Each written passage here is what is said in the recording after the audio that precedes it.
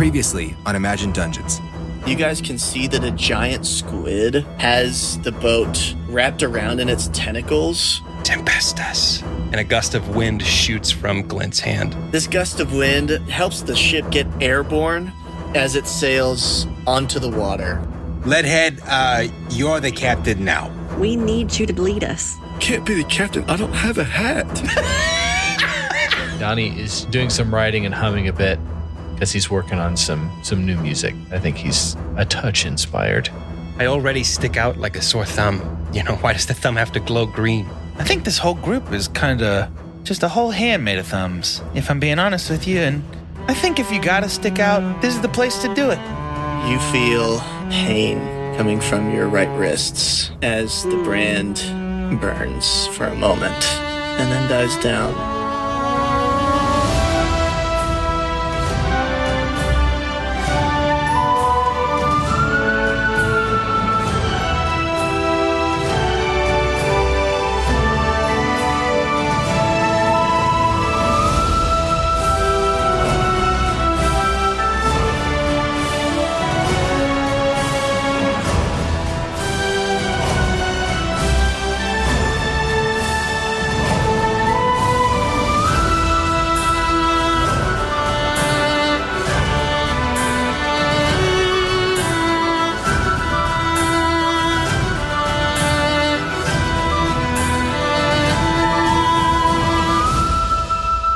As your boat sails down this river,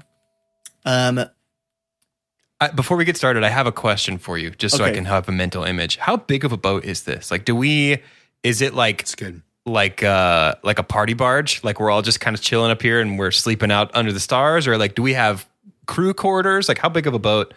And maybe this is a Gage question. Maybe this is a Ridley question. How big of a boat did Ridley sell the Blood Drunks? Oh, well, I mean, it had to be able to be like safely held on another ship. So that's limiting, for sure. But the way that I was viewing it was something like a party boat, but with like the little hideaway, like sleep in the middle. And the reason I say that is because I think that's where the half elves actually are, is that they went in there. And so it's hard to find alone time. It's a, single bathroom occupado sort of situation. Yeah. But I think, we can kind of spread out a little bit. Something that Doge and Glint have in common is that this is our nightmare. Not a fan of boats or small boats? Not a fan of single bathroom sharing with a large group of folks, actually. I get that. Who wants dairy? It's cheese night. Did we build our characters based off of our bowel movements? Because I feel Donny is similar to me too. I got no problem here. Yeah. No, Fiddles. That's what they say. When you build your Dungeons and Dragons character, they probably poop like you. Follow your gut. And I think a lot of people say that. I think turtles have the ability to hold it for a really long time and only go at home. So Very similar. The whole shell is just full to the brim. That's all it is. Ridley smells terrible. Ridley, go in your shell. I'm good, actually. It's pretty full, actually. When are we stopping? Okay, as you guys are on this barge, well, first, Ridley, I'm glad you say that. That was also exactly what I was picturing for this boat. Inspiration? Just a quick inspiration. Or? Being on the same page, yep. So you guys are on this journey down the riverboat, trying to put some distance between you and potentially if the Blood Drunks are following you. For about the first 5 days, it's pretty uneventful.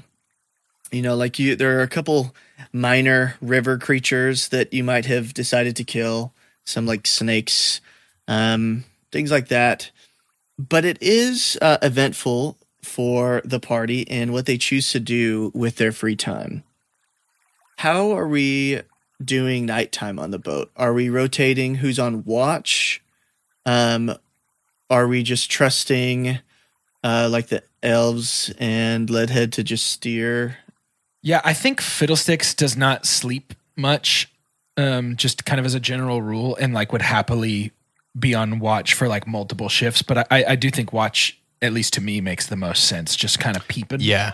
Sure. Yeah. I think we probably ought to leave somebody up on watch. Well, on one of these nights, Fiddles, as you are sailing through in the night, you see some glowing coming from where Glint is sleeping. Upon investigating, it seems like Glint is asleep. Ah, yes. Glint, since leaving the Blood Drunks, you have had the most wicked nightmares. And in one of these, you find yourself on a massive boat. Overhead is like a blimp that carries the ship through the air. There is a full crew, but specifically, you notice that there's another human who, very handsome, awesome tattoos, golden hair. There's also a wizard who keeps mumbling under his breath, but seems like he is the one in charge of keeping the ship flying through the air.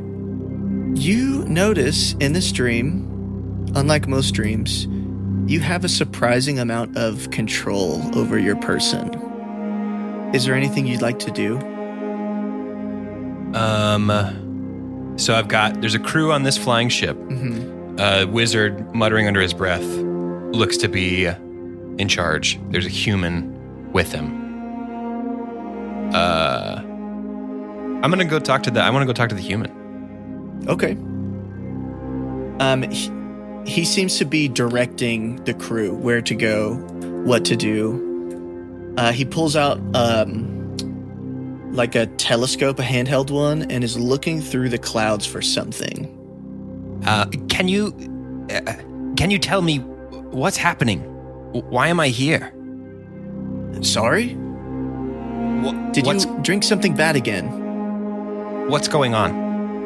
Well, we're looking for the dragon.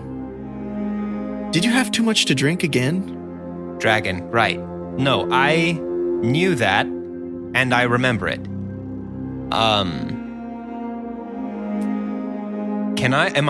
So I'm just dropped in this dream, and I'm experiencing these events. Do I know anything about this dragon, or is this all brand new information to me? This is, from your perspective as the dreamer, this is brand new information to you. Excellent.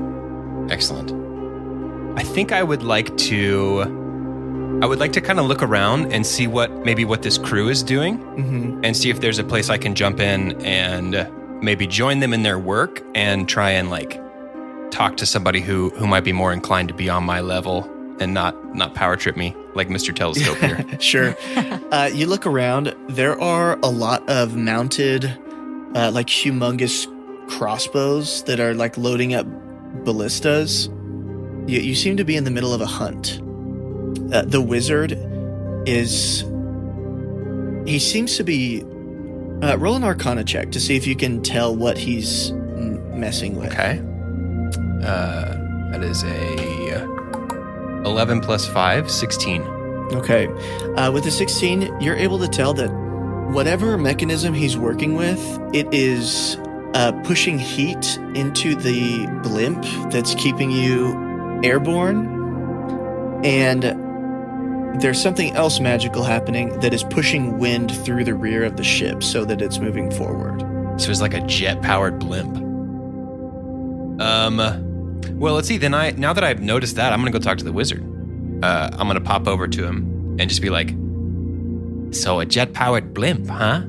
That heat's making the balloon fill up, keeping us in the sky? Yes, Dale. Quickly, I might need some of your assistance. Could you use your abilities? Maybe some practice is good for you, and just send a little bit of air to mix with the heat up there. I think if we get a little bit higher, we could pierce through this cloud layer and we'll get a better vantage point. Glint looks down to his right hand to check and see if his mark is there, if his abilities have come into the stream with him. The mark is not only there, but it's almost like it's advanced. Several layers as like more marks on the outside of it have sort of manifested. Okay. Glint figures, as much as I hate doing this in real life, this must be a dream, right? And so he's kind of like, well, what the heck? And the wizard called me Dale. Yes. I'm going to follow his instruction and be a good Dale. If this wizard's name is Chip. Oh, that would be great. Or Earnhardt. Or Junior, perhaps. Junior could be great. So I look up and I cast Gust. Yeah, as a gust of wind manifests past your palm, the ship just lurches through the upper layer of the cloud, and for a minute, you see a massive dragon with scales like sunlight sort of weaving its way through the clouds. This is a lung dragon, which you might be familiar with Asian mythology. It is more serpentine. And just for a moment, you can see the joy in both this wizard and the human who is directing. You can see their goals reached, the weaponry sort of aimed on it. And then your guts go up to your throat as you hear the blimp pop and begins to tumble through the air. And at that moment, you awaken. Fiddles, as you were watching this, it almost looked like Glint was about to cast Gust, just like wildly at one of the other sleeping party members. Okay. I think Fiddlesticks rapidly approaches Glint and like down on one knee right next to Glint and like hand on shoulder leans in really close and is like, "Hey, buddy, this is a weird question. Do you sleep spell?" Sorry if that's too personal, but No, it's fine. Under ordinary circumstances, no, it's not something I've been known to do, but ever since I did what I did with the glowing, the dreams. Oh, you're talking about the thing where you said the Tuscany thing, the magic thing? Yeah, right. That's right. That's the one. The dreams are back, and I'm. You know, it wouldn't surprise me.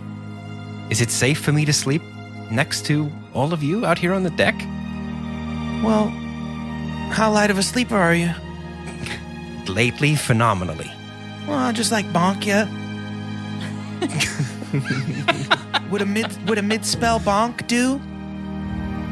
If perhaps instead of a physical altercation, if there was some sort of an herbal tea or perhaps a potion that I might drink instead, that feels much more my speed. Yeah, I'll just go to the herbal tea store here on the boat. Oh, you've made your point.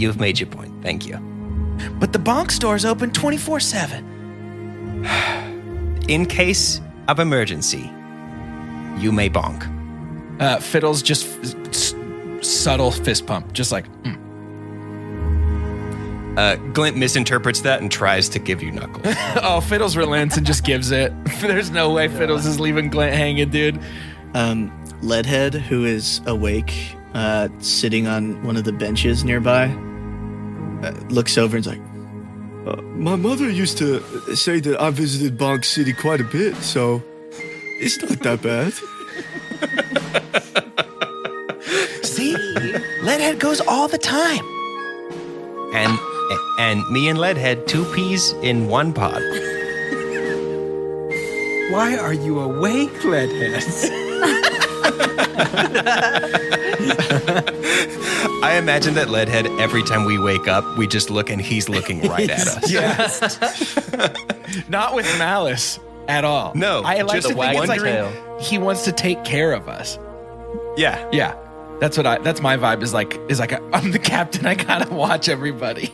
Okay, I think Fiddles is like pretty concerned and is just like, "Hey, Glint, are you good, man?" That's a kind of a loaded question, don't you think? It's the only kind I ask, if I'm being 100% honest. Glint, in this moment, grabs something. It's wrapped up in a blanket. He's been using it as a pillow out here on the deck, and he has it in both of his hands, and he turns to face you, Fiddles.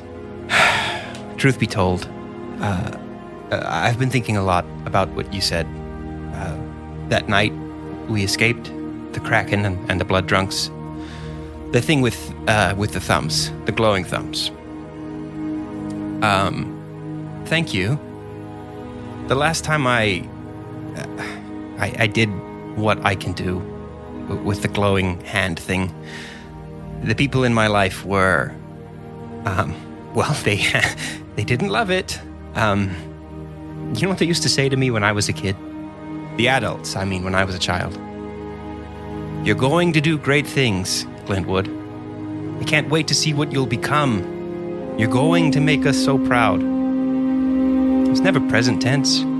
Always one day. Someday, eventually, something you do will make us proud. You're maybe the first person who's ever told me that what I'm doing now, at this moment, is good enough. So, thank you. And he holds out that little bundle that he's been sleeping on using as a pillow. There's a card on top that says, "To our new friend Fiddlesticks, from your new friends, Glintwood Thistlewick." And then underneath that, in really like squared off, digital looking letters, it says, "And D4V335PR0CK37." And he hands that bundle to you.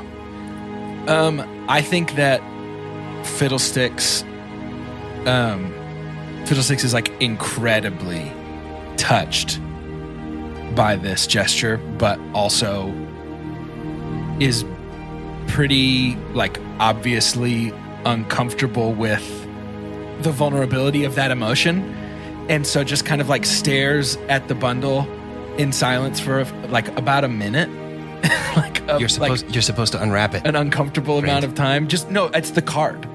It's like looking at the card, and then just kind of looks at you and goes, "Sorry about the herbal tea thing I said a second ago. It was a joke." What's a little friendly ribbing between friends?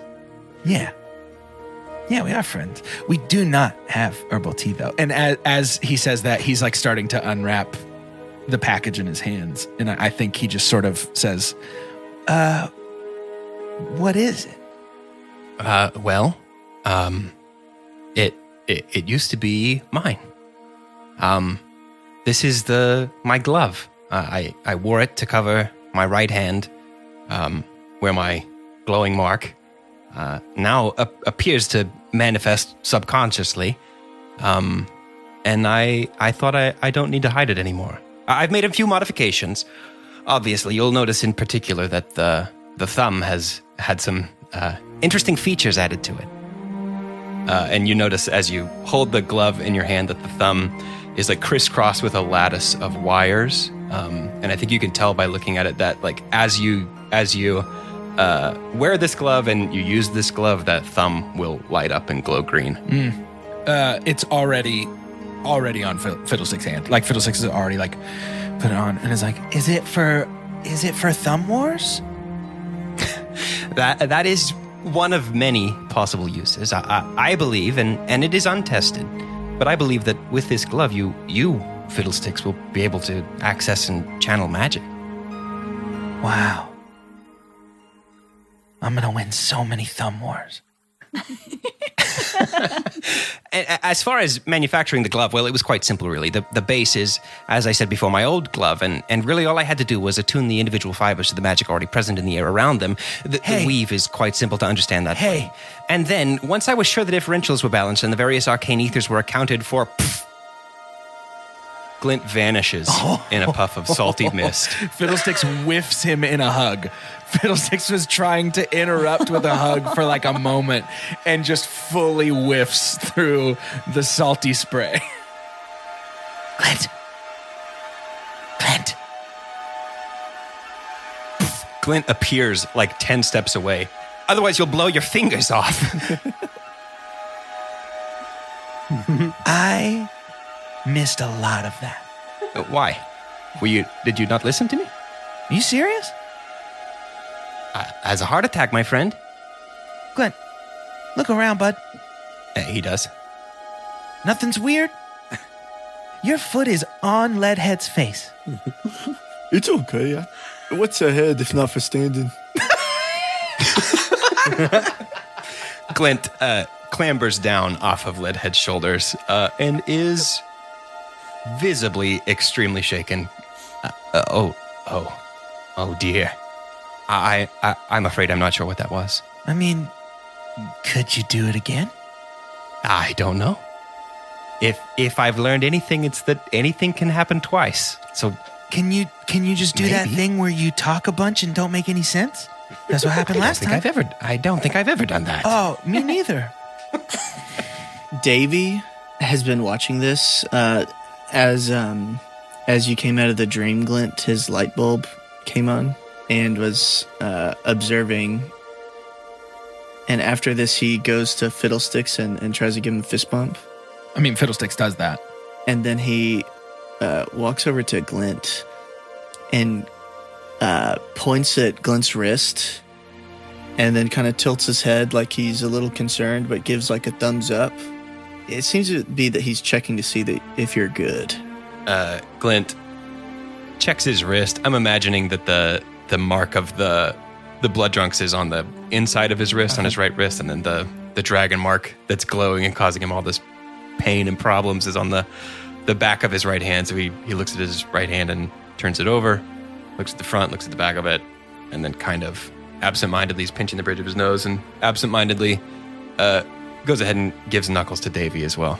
Davy has never done this before. Davy, it feels like he's looking you in the eyes, and he just puts his hand on your shoulder and then nods and then returns back to where he was. One more fist bump to Fiddlesticks, I assume, on the way back. Yeah. Would be my assumption. Yeah. It's quick. Fiddlesticks slides over to Glint and goes, Hey, did you see what I was trying to do when you disappeared? I disappeared. Oh, yep, Yes, that's what I was focusing on too. I did.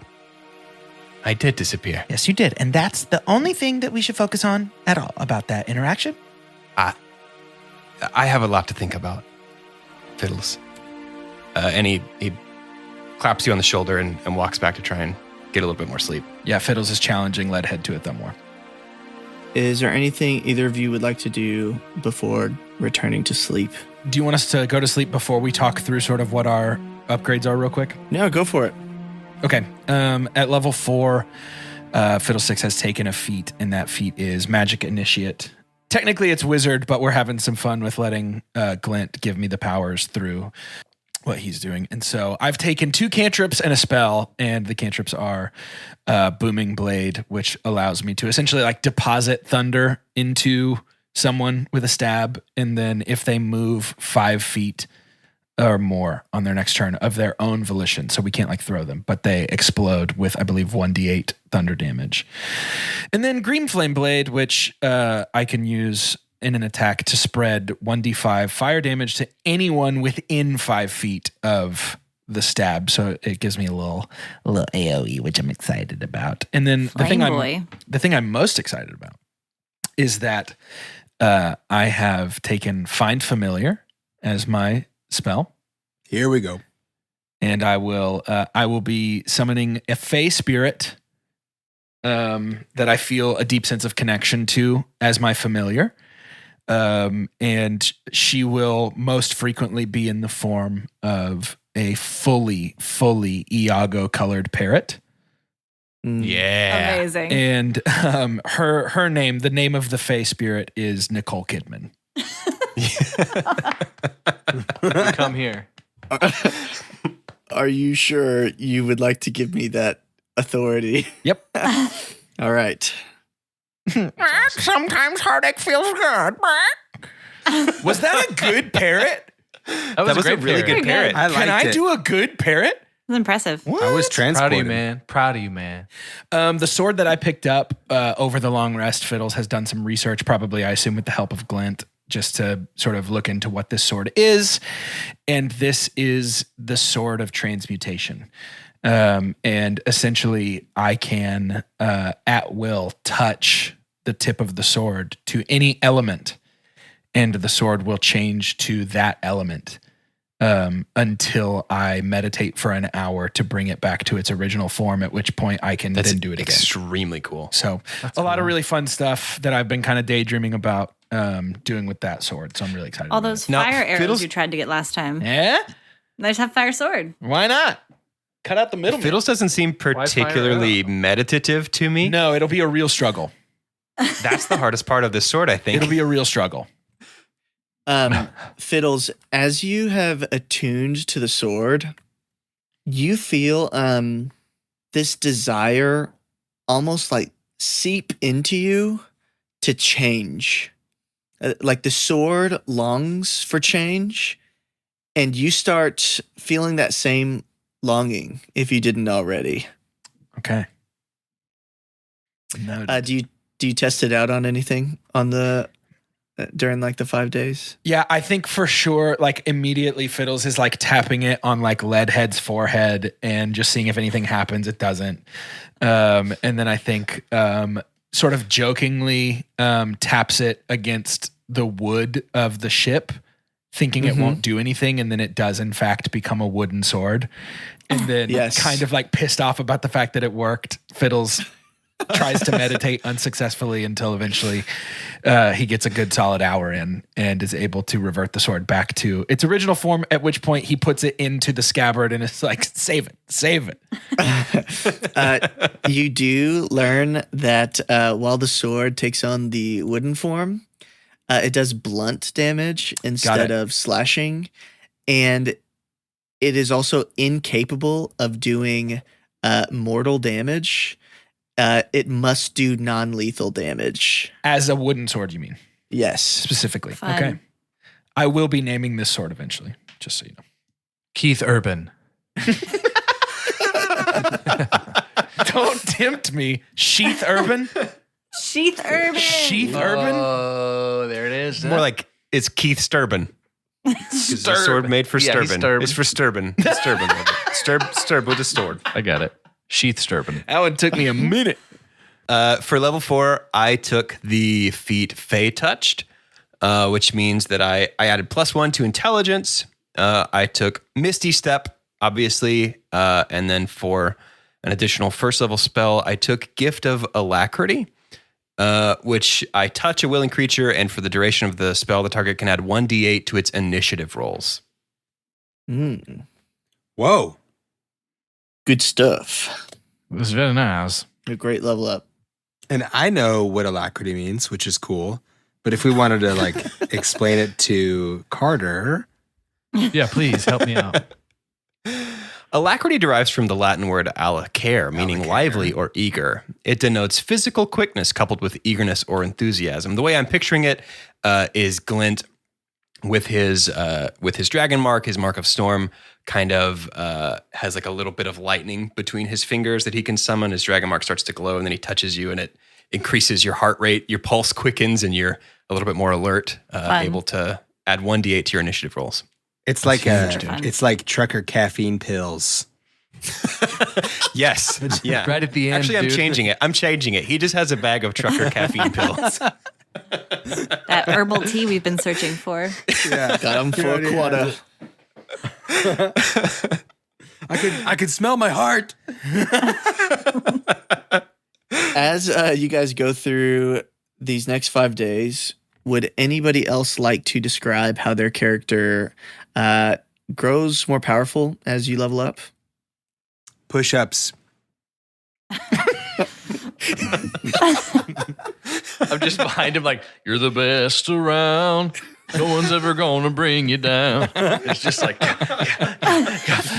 5 days of push-ups. No, I was kidding. So you did not do push-ups. Yeah, you can strike that from crossing- the record. Yeah. Okay. Crossing out push-ups on my notes. But you're telling everyone that you did do push-ups. That's like the why. How'd you get so strong? Just whenever you guys are asleep, I'm grinding, Got to do something when you're trying on to push this boat into the water. You know. Fiddles takes out a notepad and just writes "grind set" in all caps. So, Sue, I don't know what you had in mind. These could flow together, but I know that for Ridley, one of the things that he's doing far more, it's much more simple, but he is just really beating himself up that every time he's throwing this trident and he's missing, he's just feeling a little rusty. And so he's like, I got to figure out something different. And so I do think that Ridley is the type of person that every day he is training a little bit. And so you could find him at the back of the boat, and he is.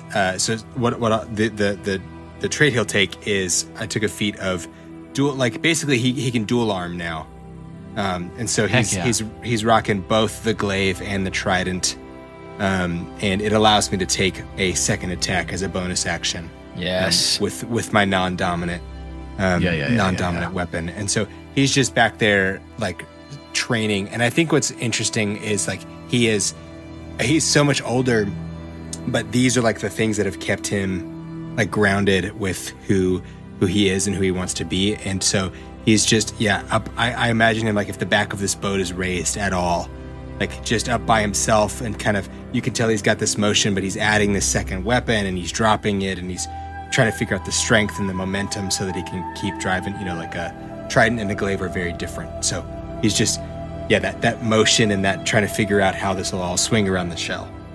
Hey, Ridley. Yeah, what's up? So I can tell you're working really hard, and I'm so proud of you. But you cannot keep hacking at the mast. You can't do that. So, what if we came up with something we could do instead? I was thinking maybe some pumpkins, or I don't know, a good squash, maybe a watermelon. Are you what strikes your fancy? So a couple of questions. What are you trying to replace? Are you trying to replace the trident, the glaive, or the mast? I guess I could do sort of a pumpkin hurl, and that could be effective. What? Tell me more. I don't want to rain on your parade, but the mast is the important. Aren't you a boat salesman, baby? Yeah. How do you think we get them so cheap? Yeah, beat up the mast a little bit. Gently used. The client has to be able to see some damage so that they feel like they're getting a deal. They don't have to know that it was me out there with a couple of buds after a couple of beers going a little wild on them. That does make sense. I understand. But in this case, this is our boat. And I do think that, Leadhead, he's really particular, and I think that for his sake, we need to make sure this boat is intact. Is Leadhead watching this? Just Leadhead read one quote about management while walking around. And he's just that's his whole philosophy is I gotta be watching. It's Leadhead used to be a teacher, and this is his form of classroom management. Oh it's my just gosh. pacing the classroom. Yes. Amazing. Looking over everybody's shoulder, pointing to things. So Sue is going to try and create some, y'all have seen Avatar: The Last Airbender, I'm assuming. The Pumpkin Lord is what I have in my brain when Aang is trying to train to defeat the Fire Lord at the very end. So I'm going to make the Pumpkin Lord for you to train with instead of Wait. the mast. Tell me about the Pumpkin Lord. I don't think The Pumpkin Lord. So in Avatar: The Last Airbender, they are trying to train. No, it's the Melon Lord. It's the Melon Lord. It's not the Pumpkin Lord. The Melon Lord. And so they build out of watermelons the Melon Lord for Aang to try and defeat and slice his head off. And Aang refuses. But you, I feel like you wouldn't refuse. You're way meaner than that. Way meaner. Yeah, You're so absolutely. ruthless. Can I roll something? Maybe my chef's tools? Sure, yeah. See how good of a... roll Roll for chef? for chef. I mean, are you conjuring pumpkins? No, I think, we've got some sort of supply. I don't know, maybe we stop and we do some foraging. There were provisions on the little boat since it's the escape, but on the side of the river, sure, you bought a pumpkin for a silver. I'm just going to go up to Fiddles and be like, hey, Fiddles, baby, I need some of that money, please. Immediate, just a few. Immediate handover, but hides it from everyone but Sue. Hands the coin and then is just what? Perfect. All right, so that would be a D20 with proficiency, is that right? Yes. It'll be proficiency and your wisdom score. Ooh, that wasn't that great. That was a 4 plus proficiency is 2, so that's 6 plus my wisdom is 3, so that's a 9, not even average. The pumpkin kills you. The best you had was a pretty rotting pumpkin. So you put it on, but it's real squishy. And it stinks. If I could just get back to my garden, I feel like we could do way better than this. I'm sorry, Ridley, but at least we'll have our intact boat. So you're okay. I'm so grateful for everything that you're doing. I just want to make sure that you would like me to destroy this soup pumpkin. Mm-hmm. And kind of spread that around instead of just training kind of like a normal person. Mm-hmm. Okay. Yeah. Try anything once. So Ridley is going to just take a big old glaive swing at this pumpkin and then try and kind of in a spin move, give it the old stabberooski with the trident. Sue's just glowing over there. She's so excited. Make a link noise and then roll. Yes. Let's hear it, Vince. Yeah. 13 for pumpkin on the glaive. Yeah, with a 13, you slice right through it. You get 0 AC. Ooh, actually, let's do the trident does not.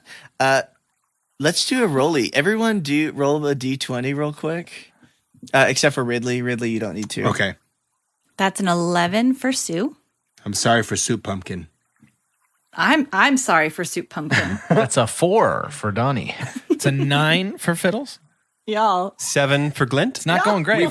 We forgot to say that it's 2 a.m. and everyone is asleep. I've just had a horrible nightmare. I'm in no shape to be fighting pumpkins. Donny, you're plucking some strings when about half a rotting pumpkin just slams onto your face. Donny takes a big finger and kind of gets a little bit off of his cheek and puts it on the tip of his tongue, and he's like, well, it feels like it needs to sit a little bit longer. And it just kind of keeps plucking. Yeah, the alcohol is almost there. Nicole Kidman is eating little pieces of the pumpkin that has scattered around the boat. Nicole Kidman. Sue, thank you. One thing that I did realize is that I guess if the target is moving, I am trash with this trident still. I cannot figure out this 1-2, but I'm just, I don't know, being out here on the water, I feel like I got to keep it close to me and stop throwing this thing.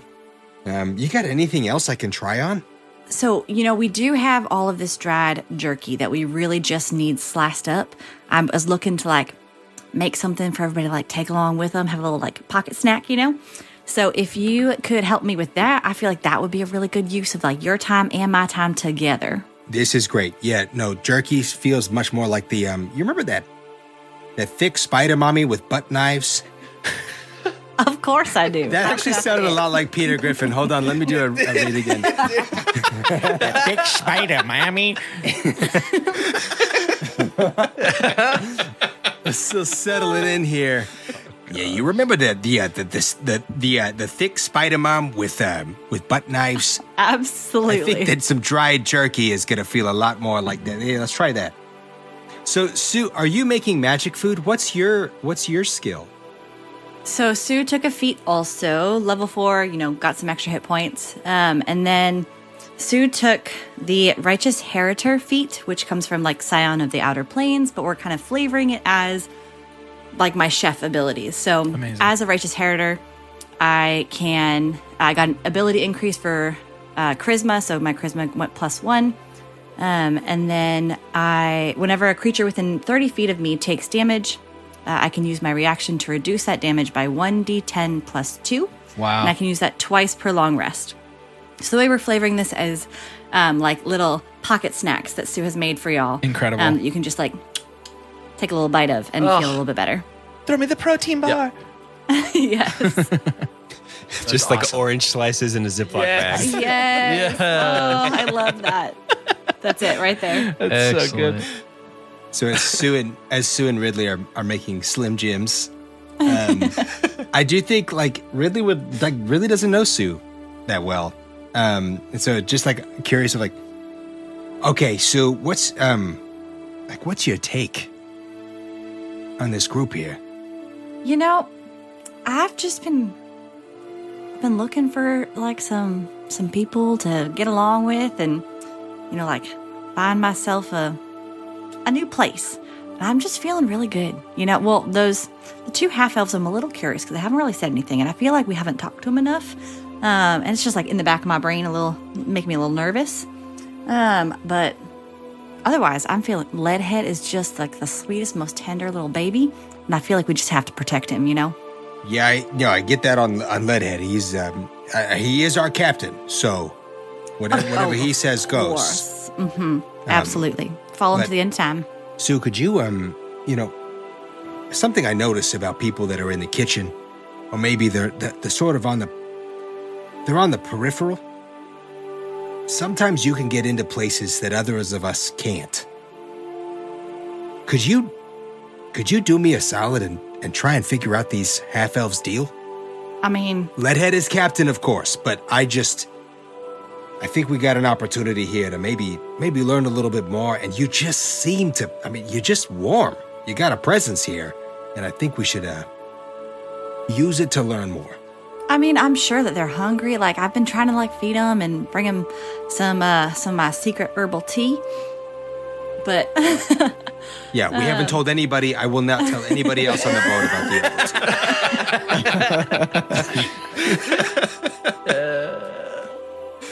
herbal tea. Yeah, you approach the half elves. One of them is doing like a martial arts stretch almost, like they're going through the motions.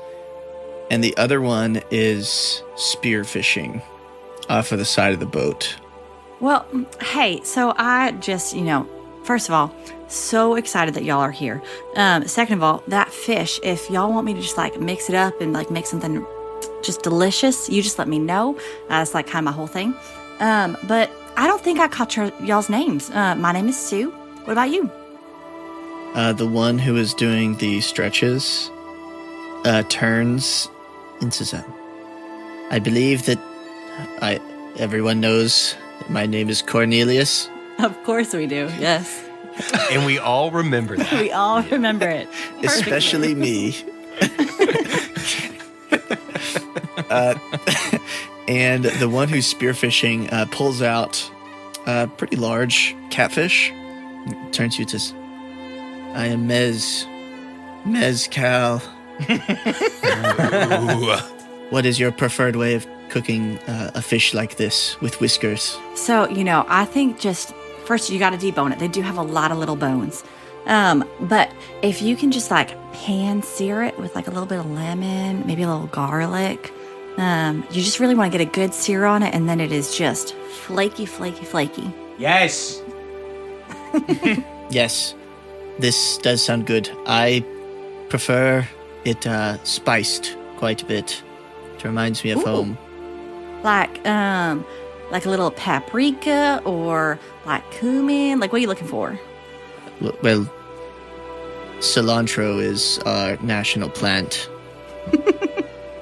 We cannot get enough cilantro.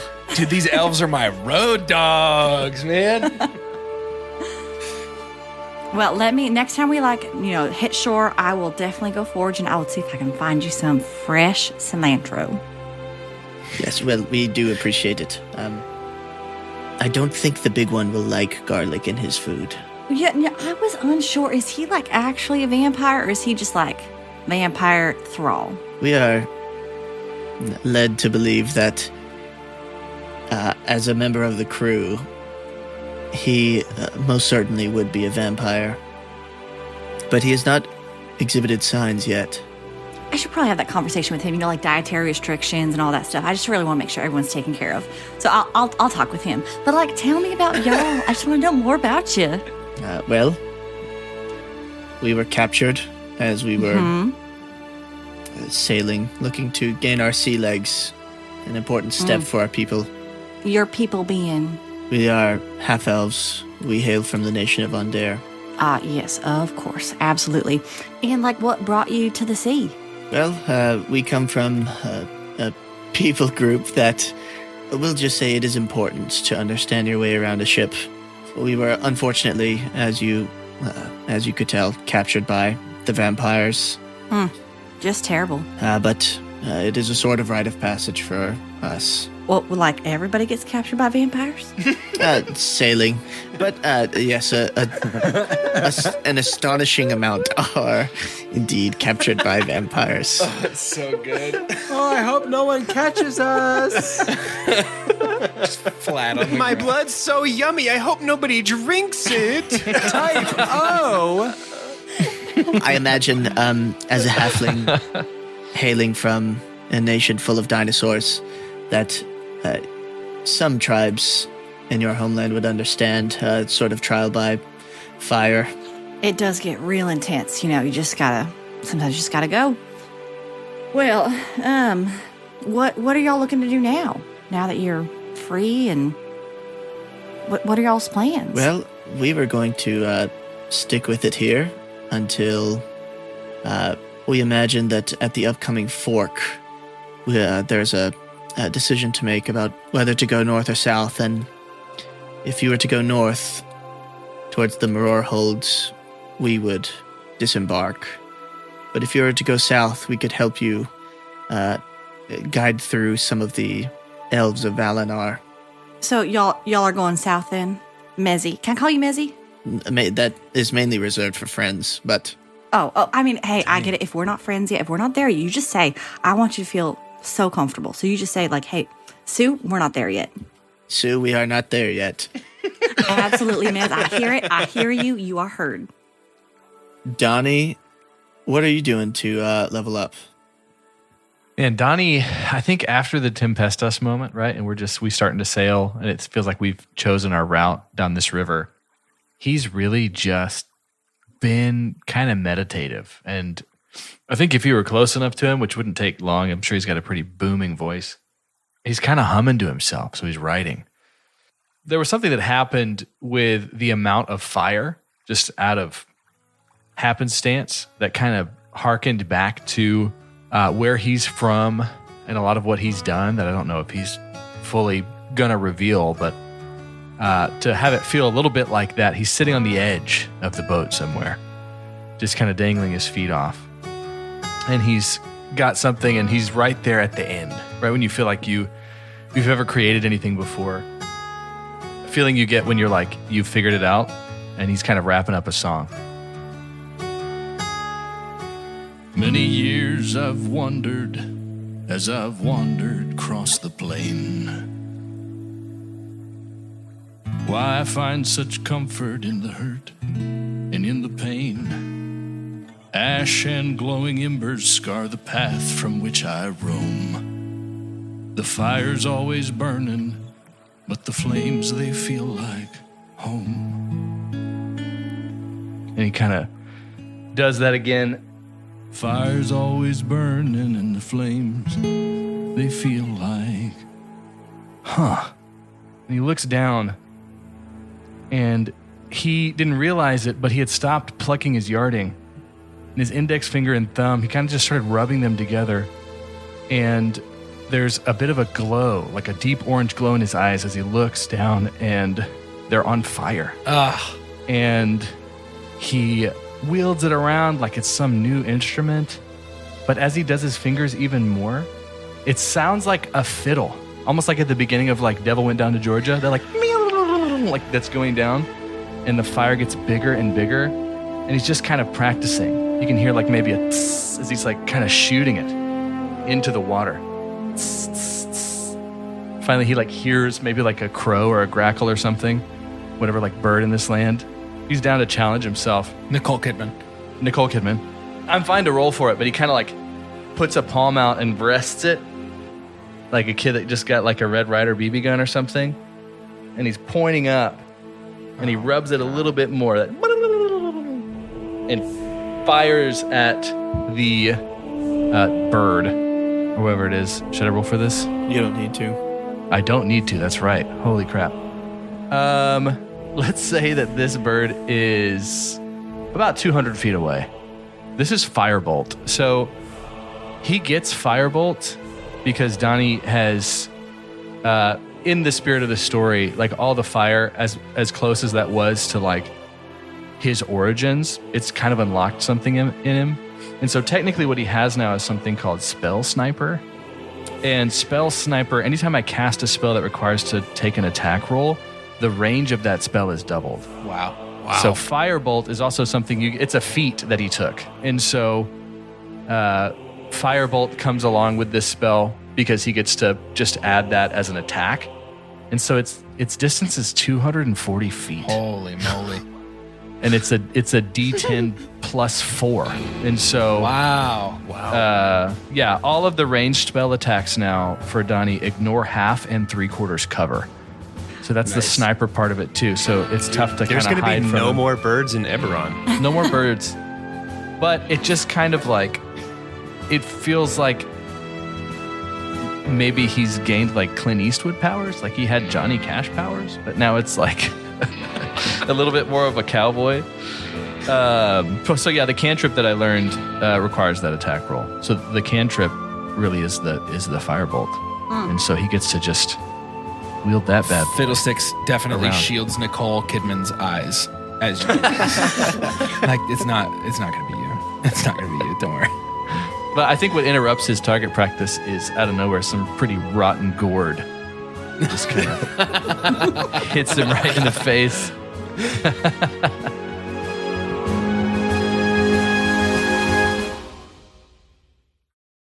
This is Vince. I hope you're enjoying this episode of Imagine Dungeons. Hey, real fast, I've got 2 quick requests for you. If you have enjoyed what you're listening to, first, I'd love it if you would just leave a rating and a review right in the platform that you're on. That could be Spotify, Apple Podcasts, Overcast, whatever it is you're using, just a quick rate and review right there. The second thing that you could do is tell someone that you love. Shoot, even someone that you like about the show. Great people surround themselves with great people. And we know you have great taste in shows. You probably have great taste in human beings that would love to hear it too. That would mean the world to us. Thanks so much for listening. Okay, let's go. Back to the show. I need the group to roll I love starting with a roll. You can choose Perception or Arcana. I'm bad at both. Oh no, I'm good at one and I rolled so bad. That's an easy Same. choice. I rolled a 2 + 5. That makes 7 for 4 Arcana. + 4 = 8. That's going to be an 8 + 1 = 9. 5 + 3 = 8. I got an 11. The highest roll is Ridley with an 11. Oh, it's so bad. As you guys sail through, one thing you guys know is that the crew seems to be in great spirits. Everything's awesome. Nobody's sick. And you have the perfect amount of provisions. Okay. You notice, like, Okay. one of the sacks from your provisions has gone missing. You can't really figure out who has it, though, or what happened to it. Weird. But Cool. Does Fiddlesticks accept that as an answer? you tell me. No. Dice. I mean, you had a bad roll, right? Yeah, okay. Yeah, I mean, if that's what the roll is for, then yeah, Fiddlesticks is like, that seems normal. Or you're just like, shit, that was probably me. Yeah, I bet I took the provisions. Oh, not the provisions, just the empty bag of like one of the ones that you've gone through. There wasn't a bag there anyway. Must have been the wind. Nice. But on the 6th day of sailing this river, you can see rising through the trees is a pretty large cliff, and it's covered in moss and vine. There is a tower that rises above the trees. You can't really make out any details, but there must be some metal because it's kind of glistening in the sunlight. Hard. Would you guys a like tower. to find? Would you guys like to find a swampy beach to park at? Fiddles votes yes. Do I have a choice Yes. on beach swampiness? Can we roll for swampiness? Roll for. Oh, you want to roll for swamp? Classic roll. Sure. Is that on the second page? I think Fiddles hits everybody with a. Does everybody else see the big tower? Can I make a history check to see if I know if I can place us on my mental map of where we are right now? A geography check. Yes. Ooh. What should I roll for that? Gym teacher. Teacher. Roll history. That's fine. Very good. I'm rolling a Coach Glint.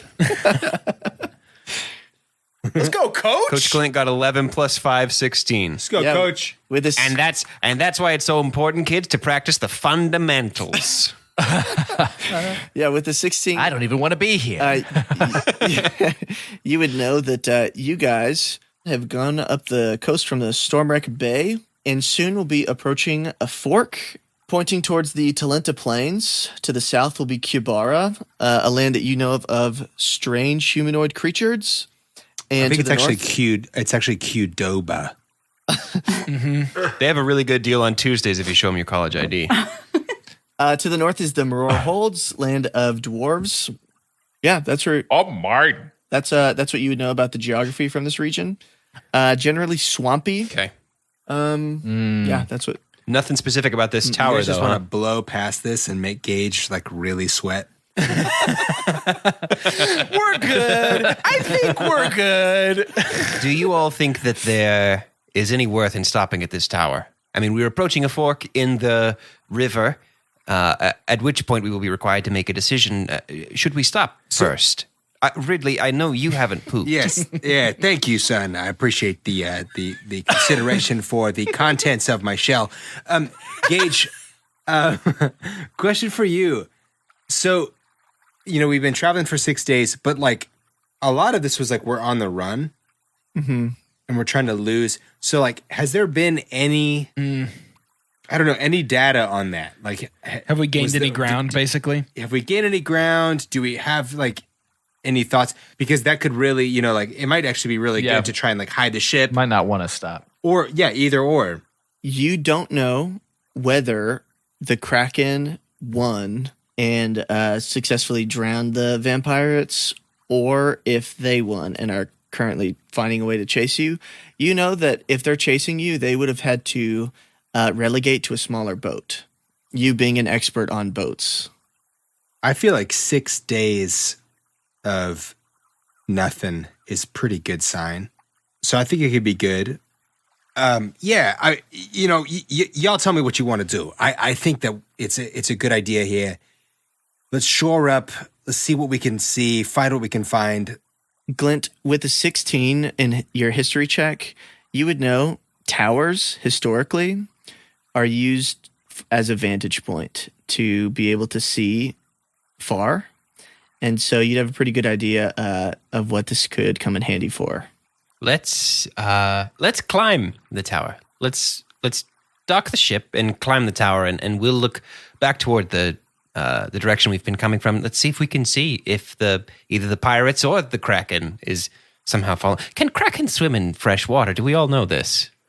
Well, Can we roll nature? He was like 5 times the size of the river, so You'd probably just walk here. Probably not. maybe So it'd not. probably be pirates in a probably small more boat. of a fly deal. It's good that we all feel good about this, but Captain Leadhead, what would you like to dock the ship, sir? Yeah, I need to get some shade anyways, so I think that this looks like a great place to dock the ship. And it looks like somebody's already here. Donny, definitely. Anytime more people are watching, right before Leadhead talks, like he is like giving him big like Like giving like in the background, just like Gravitas. or just like yes. Dong, ticka, dong, ticka, dong.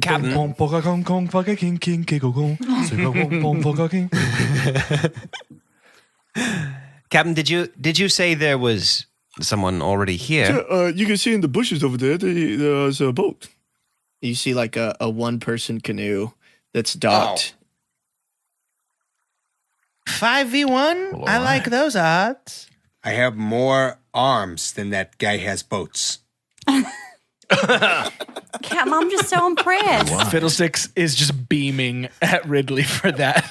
Just like, yes. The feat is called like dual arm or something. It was out of my face before I thought about it. It wasn't great. You also have more arms than we have boats. Fiddlesticks is suddenly very nervous and is just looking at Sue like, that's a really great point. This guy has as many boats as I have. Yeah, let's go. Getting off of the boat, docking it in the swampy waters. Are we leaving anyone behind? Like, is Davy staying behind to like watch the boat? Maybe like Davy and Nicole Kidman. Nicole Kidman would be willing to do that, I think. Leadhead like looks to see if you guys want him to tag along. I think let's leave Captain Leadhead with the boat, and Captain Leadhead can watch over Mezcal and Cornelius. A captain always stays with his ship, and you're that. Captain, not a ship. And you Yes. tell us, Captain. You just tell us that we need to go, right? If you find any hats, I need a new one. Definitely on the lookout. Absolutely. Nicole Kidman like nuzzles into Fiddlesticks' neck, and Fiddlesticks is like, oh, thank God.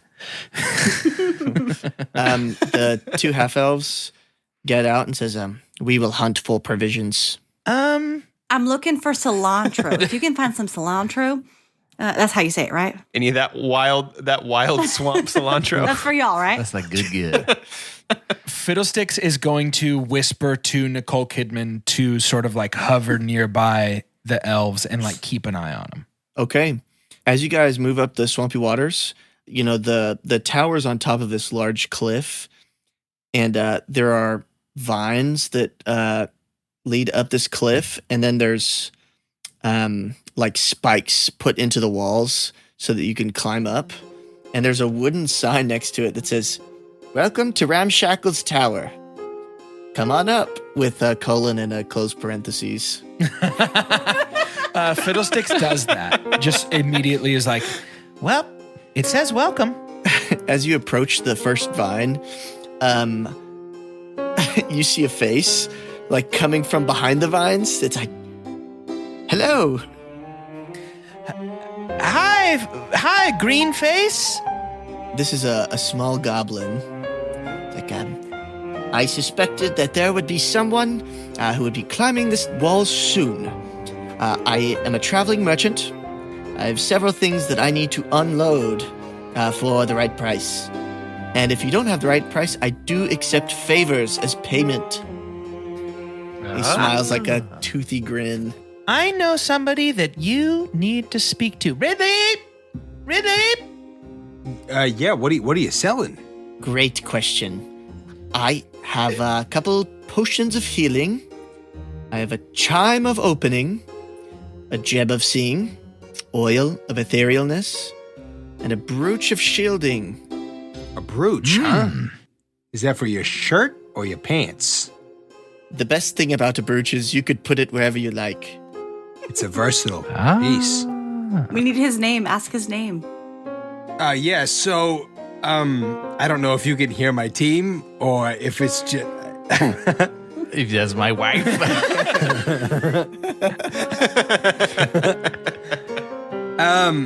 Yeah, so I don't love to do business with anybody that I haven't really had the pleasure of meeting. Who am I talking to here? Oh, my apologies. You are speaking with the Ingo Maximilian III. So good. Ingo?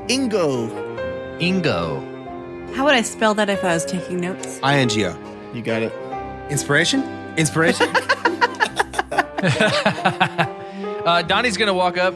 he's gonna say, Ingo, hey, how much for the healing potions there, friend?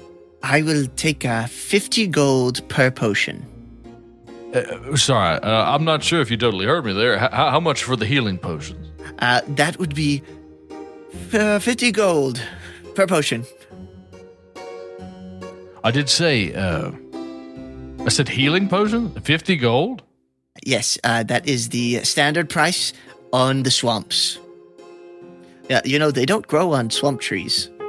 I would like to check. That is true. I would like to do a history check. Ridley, connected to the underbelly of the world.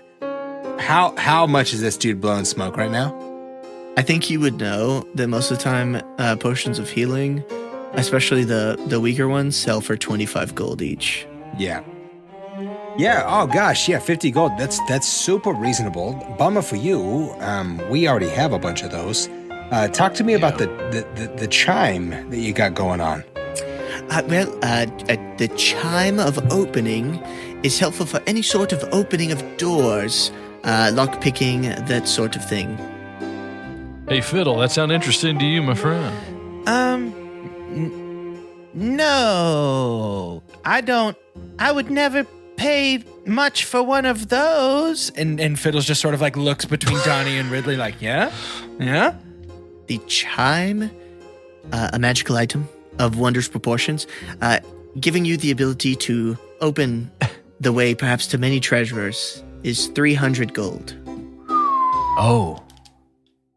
Now, Fiddles, baby, I know that I feel like you've got like the magic fingers. I feel like you can do that without it. Yeah, I don't see that being useful to us in any way, shape, or form. Team, it is such a bummer to be out here, kind of in the middle of nowhere. We have such big needs as a team, right? But I just don't think that this guy's he's got anything that's going to help us. You know, I guess we better move on. I mean, just trading money for goods, and I don't think this is a good deal unless. Is there anything else here? Well, I do have general provisions. If you're in need of food or clean water, I have a little bit of armor. I have some ball bearings. I have Fiddle's eyes light up. We need 4 of those. a couple of weapons. If you have need of more weapons, perhaps yours have accumulated rust. I would like to do a perception check. I want to determine, or maybe it's investigation. I want to know if Ingo is alone.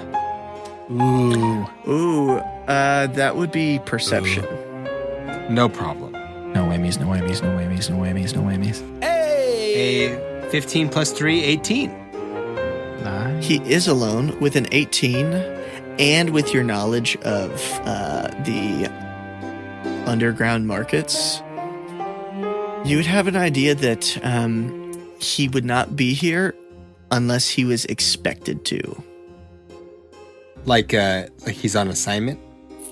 Yes, like someone is expecting him to arrive. There's another team. Oh, yeah. Okay. Or his benefactor. So Ridley's gonna look over his shoulders at the crew and kind of get a feel for, like we're not spending this money. Do we want to press our luck here? I think that if you threw in the chime, since it's so useless for us, it's obviously not going to fetch any money from anyone else. I think if you threw in the chime, you might be able to be willing to spend a couple of coins with you, but really not without a benefit. Roll a persuasion check with advantage. Yeah, I can do that. Let's go. It's gonna be a 13 plus 20. Or, oh my god, a 13 plus 7 for a 20. Is that with advantage? Mm-hmm. Ingo is now your firstborn son. A filthy little 20. Unnatural, ungodly 20. A nasty, dirty little 20. Ingo looks at you, squints his eyes, swishes it around a little bit. You know what? for you and your crew who have been so patient as you've discussed transactions. If you buy the Chime of Opening, I will throw in the potions of healing at no additional cost. And the ball bearings for my friend. Yeah, and I'll throw in, let's see, I got a sack of 100 ball bearings. Over 1,000. Can you even handle that? I'm not sure. He only needs 4, so you can keep 96 of them. Glenn, I mean, he wants all of them. thank you. And I'll give you this knapsack to carry them in. I was going to say we will need another ball sack. Yeah. As these negotiations are going on, Donny kind of walks up beside Glint. He's like, "Hey, Glint, tower feels pretty important, right? Getting up there, getting a view of things, yeah? Yes, sir. All right." During this, I think Donnie's just going to start using these spikes and going up. Yeah, that's exactly. So, Ingo, here's the deal. We have the gold. We have potions. I mean, we got a lot of this stuff. So, we're trying to, honestly, Ingo, I'm trying to throw you a bone here. And here's what I know. You got to show up well for your boss. We all do.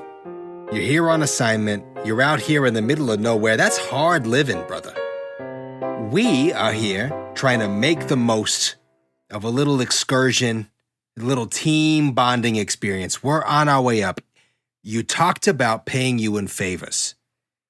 Is there anything that we can do for you north of where you are right now that would drive some of the cost down on your entire inventory?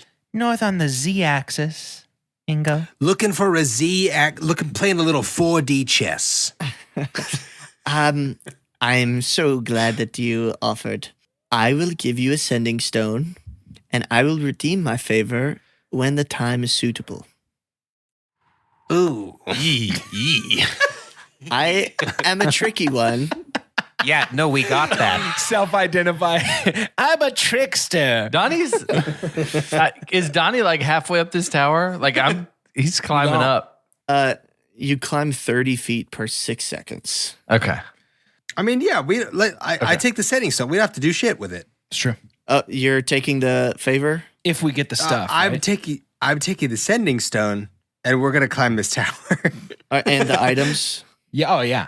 Okay. Yeah. Wait, he's front loading the items? Yeah, he's giving us the items, and he's like, I'll give you a walkie-talkie, and I'll just call you when I need something. And if you take the sending stone, he pulls out a contract.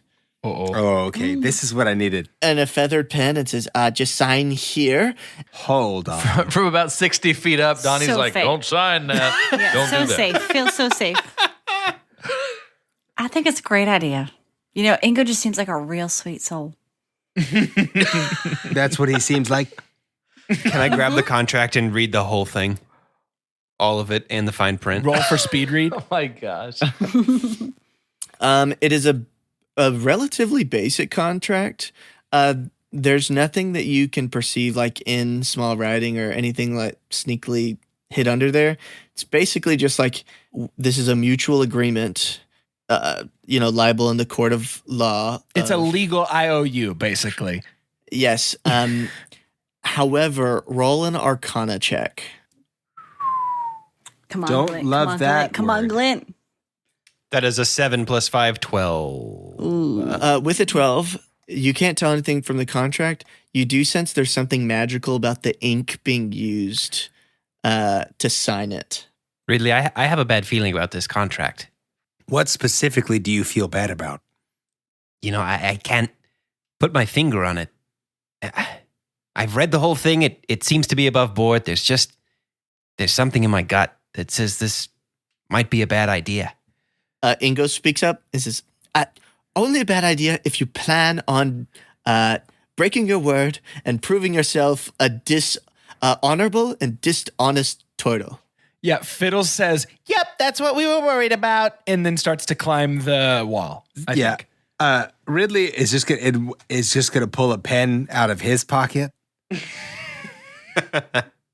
and say, you mind? I always sign things in blue. You mind if I use this one? As long as you use this ink. No, this one has ink in it, though. This is a ballpoint fantasy pen. This is a Pilot G2. And I'm not left-handed, so it's okay. The left hand, it's a bad experience on a Pilot G2. We're actually not talking about it enough.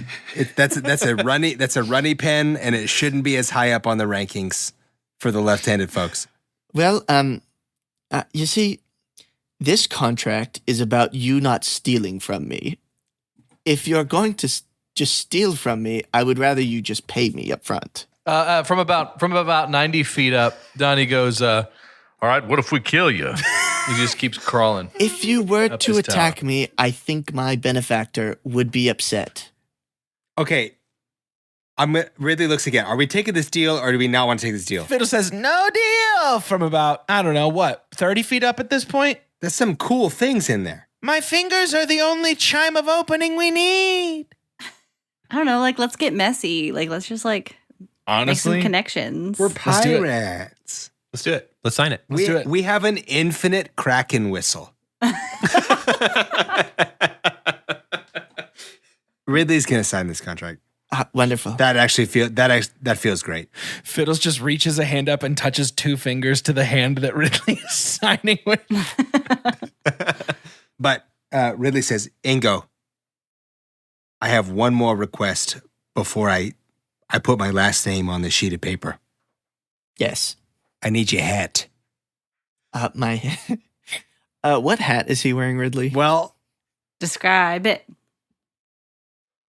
it's a ball cap. It's like What a does it say? It's a 5-panel leather ball cap, fantasy ball cap. What does it say? It just says Giants.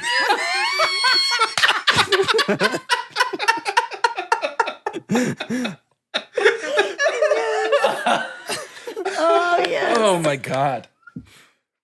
Does it say San Francisco on it or just Giants? No, just Giants. Just giants. giant. Honestly, it could just say the word giant if it gets us out of trouble. Yes, that's perfect. Ingo looks at you, and for a moment, you see a tremendous amount of sadness in his eyes. It's like, my hat? I got it from my friends in the South, the Giants. But I suppose for a good friend and business partner, I guess I could find another one. And Ridley signs Fontina, sealing the contract. It has been great doing business with you. I will be in touch. He hands you the sending stone and rolls up the contract and puts it in a scroll tube. And then with a puff of mist, he's gone. A lot of Missy step this episode. He's standing on Leadhead's face. Donny has finished climbing the cliff. You see this makeshift tower. It's made of like cracked stone, rusty sheet metal. You're honestly amazed that the structure hasn't collapsed in on itself. It's sort of I'm baffled this structure hasn't collapsed in on itself. the weight is a little displaced, and the castle is kind of sinking into the murk. Towards the top of the tower is a metal dragon head, and then there are more wooden signs that line this pathway up that are kind of ramblings of fantasy QAnon.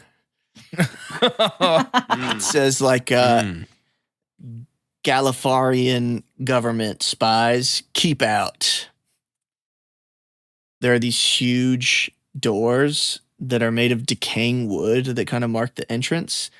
And along the path, there are lots of trees, and colorful birds with huge beaks are flying all over the place. And based on the large amount of droppings everywhere, you can imagine that these birds have been here for quite a long time.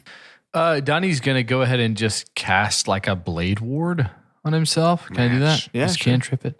for the protection from the piercing damage. Is anyone else climbing up I think Glint besides Fiddles would have been Fiddle? up by now as you like taking a look around. Okay. And in Ridley, it would probably just be last. Mhm. But definitely climbing up. Cool. I think Donnie's not going to get too far away, but I think he's for sure, because he probably feels better with most of the party getting here. I do think he's going to like move up the path a little bit Sure. before it gets too crazy to maybe like just see, kind of do like investigation or just kind of like look around. I mean, just looking around, you could see that there's a dark blue pond to the right of the path. And then to the left is like an overlook that has a telescope leaning on the rail. Is everybody up? Do I have like time by myself or can everybody just get? If you'd Here. like to do something by yourself before they get there, you can. If not, then they're there. I mean, no. He'd be checking for any kind of like booby trap or something, but I think unless somebody else wants to go check, Fiddlesticks is definitely intrigued by the telescope. Yeah, I was going to say, I think Glint and Davey are going to head to the Head on over, telescope as baby. well. Our express purpose for climbing up here was to check and look and see if the pirates are following us. So let's head over scope it there. out. Okay, both of you can roll dexterity to see who gets there first. Oh, I think Fiddlesticks is totally fine to let Glint take this one for sure. Okay. Glint. Roll politeness. Roll for friendship, dude. Yeah. Glint, you look through this telescope, and although where it is leaning against the wall, it doesn't reveal a ton. It seems to just be like an overlook into the swamp. But it was centered on this waterfall. And as you focus on it, it's just kind of easy to let go and admire the beauty here. Is there anything that a waterfall would remind Glint of? There was this late 90s, early 2000s trio of singers that Glint grew up listening to. Don't thou go chasing waterfalls. I've always been told to stick to the Don't- rivers and the streams that I'm used to. No, I think that the general reminder of powerful water probably calls to mind the storms that swirl around him as he uses his magic power that he so desperately wishes he did not have. But I don't think there's anything specific that a waterfall would remind him of. Sure. After you get done looking, do you kind of do you give Fiddles his turn? I think I'm going to give Davey a boost first and let him take a look through the telescope. Mm-hmm. It's always important for robots to admire natural beauty, just in case they decide their programming is like humans are the real virus and we should be in charge of the earth. Yep. That's what I've always said. I'm always trying to give robots culture. His first inclination is to look around to see if there's any way to incorporate this telescope into himself. But after kind of settling that he can't, he looks in for a moment, takes a step back, like looks in the air, and then he moves aside. Fiddles can take a pixie poo? Yeah. Fiddles Yes. takes a pixie poo. Fiddles, you see the same, beautiful sight, a waterfall. Sure. Since you are so polite in your desire for friendship, you get an inspiration point as Where's the this like, button? feeling of serenity flows over you. Where's the button for inspiration? It's up by your, like above your walking. Top middle, kind of. As you head up near the front door, you do see that there is a vegetable patch. And Look, a vegetable patch. Hey, in the boy, middle. howdy. right in the middle of the vegetable patch, in the pumpkin row, there's a golden pumpkin. That'll give you an extra heart container if you eat it, I bet. Yeah. Mhm. I Gives you a mean, yellow heart. especially So- after the rotten pumpkin that Sue was dealing with in the downtime scene. Sue is so excited to see some beautiful ripe pumpkins. Sue, look, it's a weird one. I've never seen something like that before. I just, and she's gonna run over. As you run over, you do see like there's a bunch of farm tools and stuff like that laying on the ground. Can I roll nature or survival maybe to see if I can figure out what's going on with this golden pumpkin? You sure can. Which one? Either is fine. I'll do survival because I'm better at that. Oh, I crit failed. Wait, but do I have advantage on that? Why did that happen? No, I think. Oh, wait, you're a halfling. We re-roll crit failures. Oh, yes, thank you. I forgot I have the lucky feat. So as a halfling, I was going to crit fail, but I don't know. Is it more interesting to crit fail? Is that more interesting? No. You're lucky. Don't matter. As you are, you're like walking over, it feels like this like golden pumpkin thing is on the tip of your tongue. And then right as you step over to it, it clicks. Golden pumpkins don't exist. Of course not. Or at least they don't grow naturally in the ground. So something curious. must be going on with this. I feel like, hey, Glint, baby, can you come over here for a second? I need your insight. I would like Glint to investigate the golden pumpkin situation. Now, I have the spell Identify, where if I touch an object, if it's a magic item or some other magic imbued object, I can learn its properties and how to use them. Or I can just do a straight up like Arcana check. I believe Identify is a ritual spell. It should have like a R on a book next to it. Roll for Arkansas. It does. Yes, it is a ritual spell. Okay, so you can spend a minute doing that and it won't cost you a spell slot. No. Boom, baby. Ridley checks his texts. Yeah, I'll spend a minute doing that. Can I get a short rest? So you can recharge your negotiation skills. Yeah, Ridley just pulls the giant hat down so that you can't see his eyes anymore and leans up on a regular pumpkin. Yeah. You guys can see leaning out of Ridley's back pocket is How to Win Friends and Influence Turtles. Aww. Yes. Incredible. Yeah, Glint, after about a minute, you sure do get some properties. This pumpkin is not magical. It is I guess it is magical, but it has conjuration magic emanating from it. And you can tell that if someone were to pick this pumpkin, they would basically start some sort of sequence that would summon something or There's a trap. someone. It's a port key. Sue, I don't know that I think we should go poking around this particular pumpkin. Are you sure, though? Just look at it glisten. It's beautiful. Yes, we can all see that it's beautiful. Oh my God, but it's so shiny. sometimes, like that waterfall over there that I saw and told you about in a scene that got cut. Sometimes the most beautiful things are things that we cannot and indeed should not touch. All right, Glenn. I hear you. What about the other ones, though? Can I take these? Oh, those are fine. The orange ones are fine.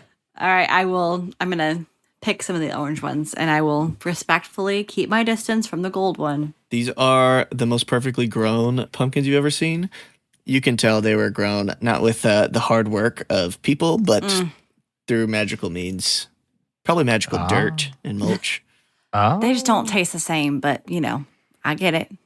Doesn't have sweat in them. Yeah. As you do that, one of the doors from the tower creak open, and out from it steps a tall humanoid figure who seems to be wearing a fox mask, or else is a being like you've never seen before. He has a monocle. He's wearing a vest. He seems to almost be expecting that you would arrive. Hello, travelers. It is so good to have company today. How can I help you? Oh, I mean, Fiddlesticks is like immediately trying to scope this dude. Like, what's his deal? Ridley is trying to figure out if he's attracted to this person. Yes. Next question. Roll for horny. Is there anything that I may perhaps perceive or even if Insight? I may investigate? Yeah, roll an insight or a perception check. Oh, don't give me choices because they're both -1. Rolling an insight check. That's a 17 minus 1, a 16. Let's Go. You can tell with the 16 that this person has unbelievably expensive clothes. Fantasy name brand. Old Navy. Seems to be very confident. Yeah, I think Fiddlesticks whispers, He's wearing ye old navy. OLDE. yeah, for sure. Oldie. Great joke, Carter. Stolen. Gucci. Sorry, could you get a little closer to the mic and say that again? I don't. Gucci. Hail and well met, friend. We were merely climbing this cliffside, to first gaze at your beautiful tower and magnificent golden pumpkin garden, and secondarily to use this telescope that we saw up here. We assumed, there's no name tag on it, so we thought maybe it was a fair use kind of thing, and wanted to look and see how beautiful that waterfall was. And that's it. And we're sorry for bothering you. He gives this sly grin. You see some pretty sharp teeth in his mouth. This is not my tower. I came to visit an old friend, Ramshackle. But he didn't seem to be in, which is a little concerning. As I have no desire to go look through his things, I imagine a group of smart, perhaps needy adventurers might. I was just on my way off. I'm sure Ramshackle will not have issues with you poking around. If you ever have need of someone with a little bit of magical abilities, perhaps if you ever have a wish, do give me a call. And he waves his hand, and a card appears in it. It looks like a playing card, but when he hands it to you, it's a picture of a fox head with italicized font that just says Lucius, and then below it details a ritual that you can do to call upon his aid. I'm always interested in the pursuits that adventurers like yourselves have. Who knows? Maybe I could even help you with the little mark that you have on your wrists. Okay. Oh, well, now thank you kindly. And Sue will take the card and be like, it's just such a pleasure to meet you. Yes, and you as well. And he gives a bow. Mr. Lucius, now that, And Glint kind of just looks back and forth to the rest of the party. the cat's out of the bag, right? You mentioned a mark on our wrist. How did you know about that, and what do you know about that? Well, you could say that I have proper insight into things like this. What, like a +5 or more even? Hypothetically, yes. Also, I have an eye for opportunity, and I do love assisting adventurers in their needs. They tend to come with high prices, and that is what I'm in the business of. I imagine that you met my colleague below, Ingo, little goblin, giant's hat. Yeah. Mm-hmm. Yeah. Yep. Yes, he is You one mean this one? It looks like you've done business. Excellent. He is one of my lackeys. He needs a lot of help. But I'm a man of charity. I'll give you this for free. That mark is one of tracking. They use that to keep an eye on their property. How do we get rid of the mark, Lucius? Oh, wise, powerful, handsome Lucius. Please, that is Dr. Handsome Admirable. Dr. Admirable Handsome Lucius, how would one get rid of the tracker mark, oh Lucius? Well, it is some would say simple. You could become the leader of whoever marked your arm like this. That is probably the simplest way. You could find a powerful cleric who could do a ritual and set you free. Or, of course, you could do me a favor. Tell us a little about this favor, Lucius. I have a few enemies. A few people who I owe a little bit of recompense to. You could pay them a visit. You could get me an item that I seek. I know of many powerful items. You could... Does it happen to be a chime of opening? Because we just came into one. We have recently come into a there's one right chime. here. Any magic whistles, perhaps, that you're looking for? Ball bearings, if I may.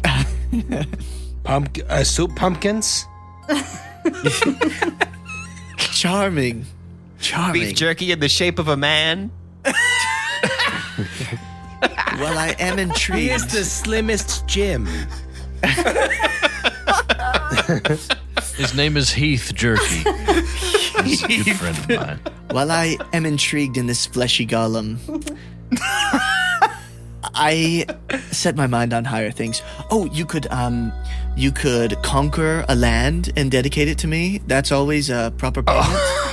Let's skip past that one because I don't know that we've got that in our arsenal. No problem. You could just do a war. Exactly.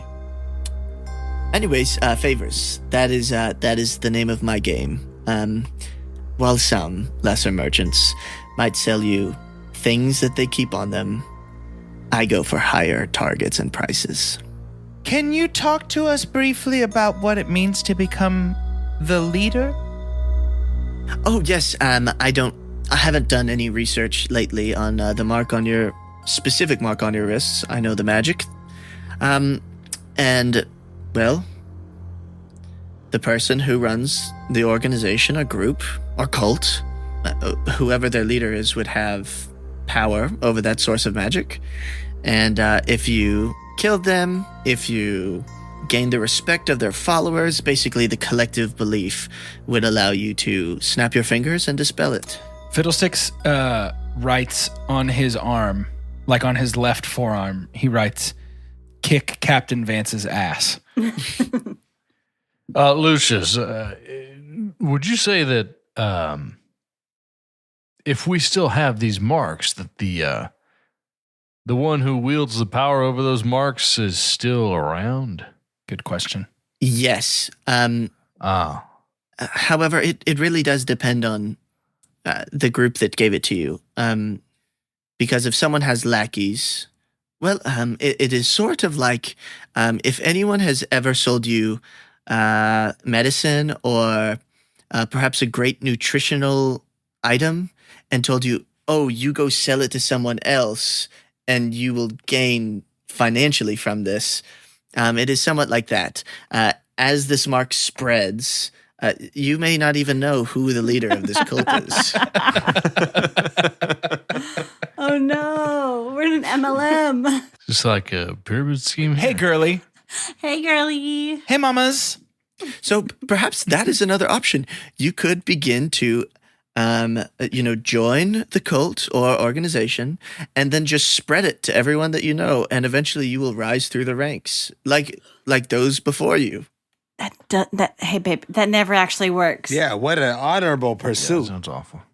So what you're saying is, if I've got this, it could be that the man who gave it to us lived, or it could be that his boss's boss's boss's boss's boss is still alive. Correct. It is sort of like the pay it forward movement. That's one way to put That this we all know of. terrible shape. Yeah. Yes, it happened a lot in Galifar years and years ago. Handsome Foxman, what happens if we touch this gold pumpkin? That is one of Ramshackle's more Just since you're here. hilarious traps.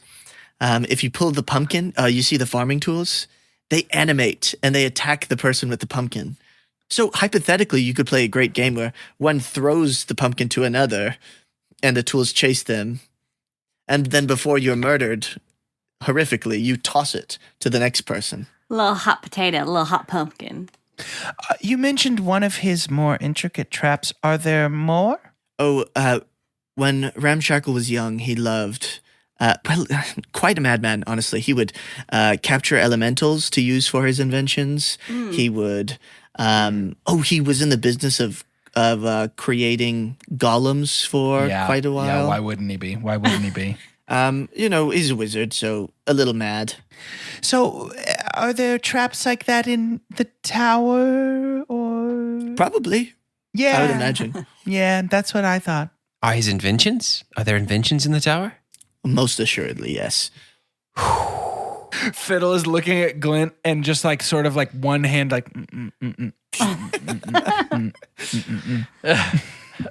Well, I really do have to be off. He pulls out a pocket watch that shows, as he opens it, it shows a visual of the sun as it goes over a plane that you guys are not familiar with, and closes it, puts it in his pocket, and says, but it truly has been an honor. And as he begins to walk away, he stops for a moment and says, you look familiar. I'm sure that we've come across each other once or twice, but I do hope that you assist those that you are with. He says that to Davy, and then he walks away. Davy's got a little secret life. Davy's got a couple of beep boop bop boobs, if I do say so. Can Fiddles sort of take a gander back at the golden pumpkin, and is there a way that Fiddles can get sort of a feel for putting the pumpkin in a bag without touching it himself? Like if that's a no-no? That would be an Arcana check. I wouldn't say that that's a skill set of mine. Come on, Magic Initiate. I believe Let's in you. see what Magic Initiate can do for the boy. Come on. Rolling for Arcana. That's not going to do it. That's a 3. That's a 2 plus 1. Oh, no. You're convinced if you were to hold it with like giant wooden chopsticks, it wouldn't count as you picking it up. I want to go in the tower. Same. Donnie does too. Fiddles, what are you doing about that pumpkin? Fiddles leaves the pumpkin alone. Fiddles goes to the tower with his friends and just sort of longingly over his shoulder looks, and there's like a fantasy version of like, so you had a bad day, you taking one down, like playing as he looks over his shoulder like, the pumpkin. Fun fact, that was the first album that I ever purchased. Daniel Powder, dude? Was it because of American Idol? Be honest. No. Me neither. But You're the only person in the world who ever bought that album not because of American Idol. And I also only knew that one song. Mm-hmm. So I didn't know there were others. It's a shock to me right now learning there was an album. You saying his name right now blew my mind. Didn't know. Yeah, didn't know I who had it was. on my iPod, so I knew it. Surprised. I'm going in this tower for sure. Okay. Do it. I'm already in it. you guys enter the tower. And when you do, you notice that it's a wide hallway. There is a large mirror on the exact opposite side from you. There's a long red carpet that rolls along down the hallway. There's a clothes hanger next to you, a coat rack, and there are 3 doors. All of them are closed. It's dead silent in here. Does anybody feel like approaching the big mirror at the end of the hallway, or is that just a me thing? Can we see our reflection? I mean, yeah, looking at there, it looks like it's you guys. No vampire omissions. No vampire omissions. That's a good question. Any vampire emissions? A little blood cloud. Can Donnie do a check of this mirror? Could he check on this mirror here? Yeah, sure. You approach the mirror. You see yourself, probably for the first time in a while, since you've been in prison for a little bit. So you notice that your hair is a little scragglier than, I don't know how you like it, but than you're used to, at least. You look like you've been on the road for a while. Is there anything that you're looking for in this reflection of yourself? What, dude? Did you freaking hit me with some deep question, dude? Yeah. Oh my gosh! Anything that I'm looking for? Mm-hmm. One of the things that I do is like, am I good enough? Will it ever be enough? That's like fun stuff to try. So easy. What was I made for? When you have mirror time, just like give it a shot. See how it feels. I don't think so. I think there's significance that Donnie's probably the closest to the mirror. I bet he could see everybody behind him. Mm-hmm. Maybe you get a little smirk out of it. And you also need to make a charisma save. Oh, pardon me? All right. 6 + 4, 10. With the 10, as you are looking deeper into the mirror at your companions, kind of looking to see if maybe this mirror reveals something behind you, you are sucked into the mirror. And then the mirror, after showing Donnie's reflection for a moment, goes blank.